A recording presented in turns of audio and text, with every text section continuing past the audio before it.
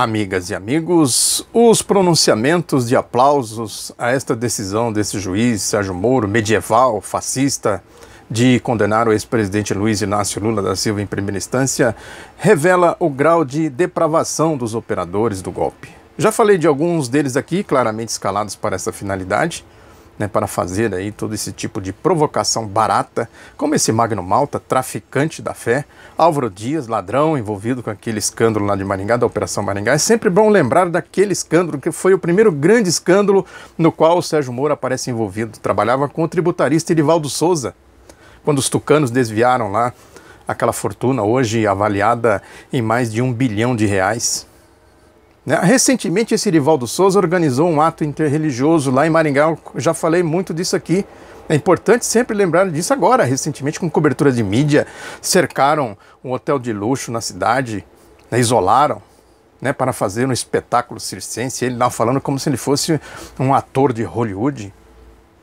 Enfim, todo tipo de atitude que a gente pode classificar como de depravação. Recentemente ele, o Sérgio Moro, esteve lá em Maringá de novo, fazendo palestra com renda revertida para a Pai de Maringá. Isso no momento em que a sua esposa, Rosângela Moro, aparece envolvida em escândalo de desvio de cerca de R$500 milhões. Aquela história, a mulher do César tem que... Não basta ser honesta, tem que parecer honesta. No caso é ele, o Sérgio Moro, mais do que a mulher. E fizeram agora, recentemente, também em Curitiba, comentei aqui agora esses dias, um ato que eles fizeram lá dos boquirrotos dos promotores para defender a Operação Lava Jato, com renda revertida para a Pai de Curitiba, e ela lá, a esposa do Sérgio Moro, a Rosângela Moro, sendo aplaudida. Está, inclusive, aí no perfil dela no Facebook, que é perfil do Sérgio Moro, não é dela. O Sérgio Moro não tem coragem de pôr a cara lá, por motivos outros, inclusive para preservar essa imagem dele, como se fosse um semideus, um demiurgo aí do combate à corrupção, entre aspas. Aí põe a mulher para fazer o trabalho sujo. E ele já gravou vídeos, já tenho falado aqui, vídeos aí, fazendo... minha esposa aqui... O cinismo dessa gente é uma coisa que choca. E os outros promotores? Eu estava falando aqui do Álvaro Dias, do Magno Malta, o nível é o mesmo. De depravados. Esse Carlos Fernandes dos Santos Lima, no perfil dele do Facebook, quem quiser olhar, pode olhar.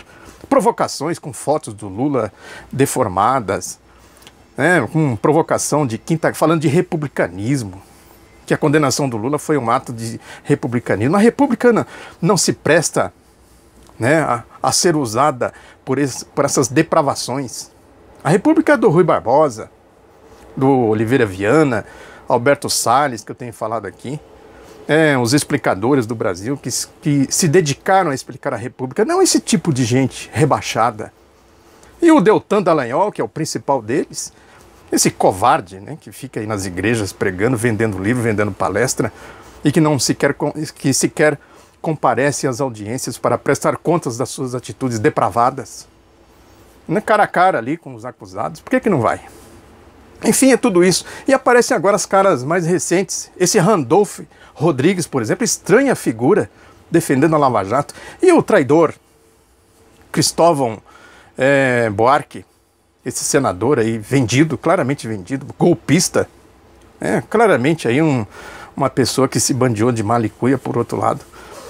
Aí a gente se depara com fatos como essa questão aí do Paulo Rabelo de Castro, que divulgou esse livro verde do BNDES. Interessantíssima aquela entrevista que ele deu na Jovem Pan, está aí na internet, desmascarando, porque o nível é aquele, é do Marco Antônio Villa. É o mesmo nível. Magno Malta, Álvaro Dias, Marco Antônio Villa, Dallagnol, Sérgio Moro, Carlos Fernandes de Santos Lima.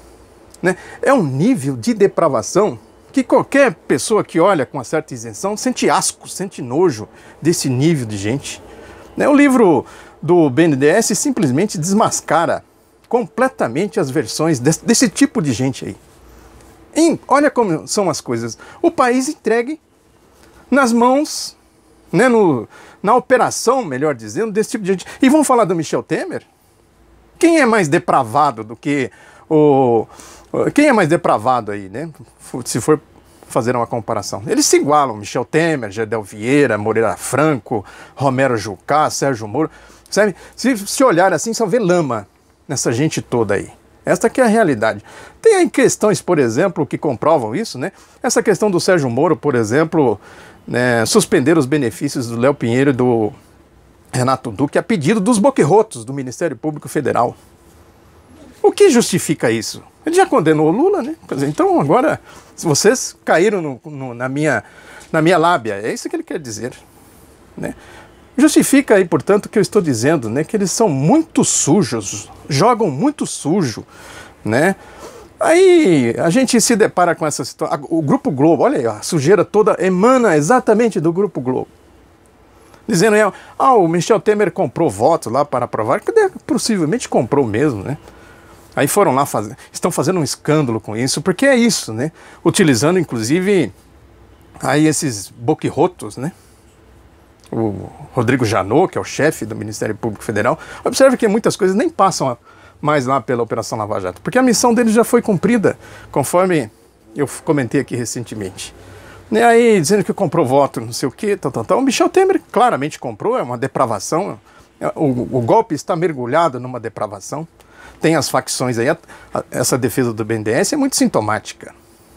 Claramente aí nessa linha do Michel Temer, né, da Confederação Nacional da Indústria, da Fiesp, que eu já comentei aqui também, né, de o receio do avanço da facção do golpe do Grupo Globo para cima desta fonte de financiamento deles, que eles sonham em retomar a economia por aí.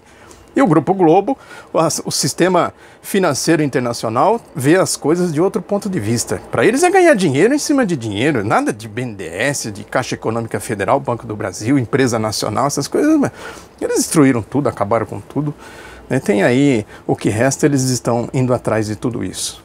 Tem aqui um episódio que eu quero lembrar, recordar, que foi o primeiro golpe da era FHC, na chamada Era Vargas, que foi a primeira reforma da Previdência, quando eles liquidaram muitas conquistas, muitos direitos previdenciários.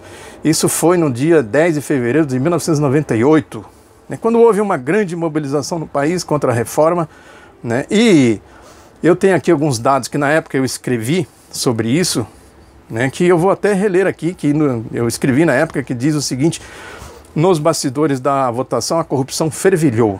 Tudo virou barganha. A corrupção chegou a detalhes reles. Um deputado negociou a transferência de sua mulher de São Paulo para Brasília. Um caminhão de dinheiro da Caixa Econômica Federal foi liberado para a compra de votos.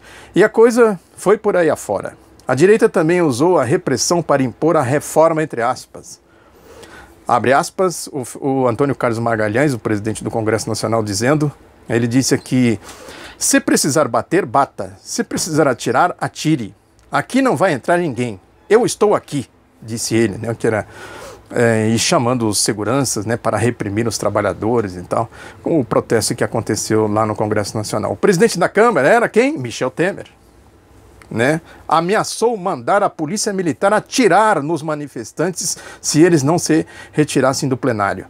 FHC e sua mídia abusaram da retórica para atacar os baderneiros, entre aspas, que protestaram em todo o país. É isso aí. Aquela turma que estava lá está aqui.